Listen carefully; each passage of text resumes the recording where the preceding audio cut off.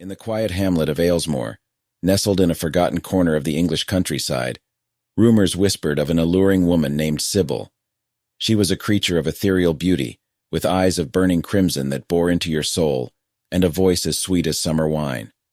As dusk fell, her haunting silhouette would flicker in the light of the local tavern. Men, drunk on ale and her intoxicating allure, would disappear into the night, only to be found lifeless at dawn.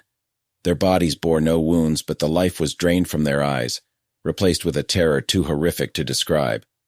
Every attempt to capture Sibyl was met with failure. She was smoke and mirrors, a wisp of a woman who danced just beyond the reach of reality.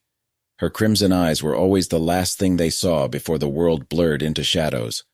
Finally, the village's priest, Father Thomas, resolved to confront the entity. He waited till dusk, prepared with holy water and a crucifix to stand against the unholy seductress. As he expected, Sibyl approached him with a serpentine grace. She was a living paradox, both terrifyingly beautiful and grotesquely horrifying. The air grew cold as she drew near, her eyes glowing with a crimson fire.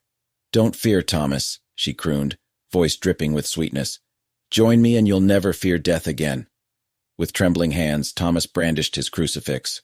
"Begone, succubus!" he shouted. The power of his faith flared, casting an ethereal glow around him. Sibyl recoiled, hissing, but then laughed, a sound that seemed to echo from the deepest abyss. "Your faith cannot save you, Thomas."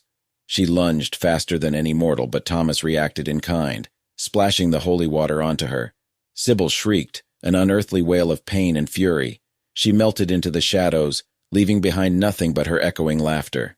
Father Thomas stood alone in the chilling silence of the night, knowing he'd merely repelled the succubus, not destroyed her. She was still out there, lurking in the shadows, waiting for her next prey.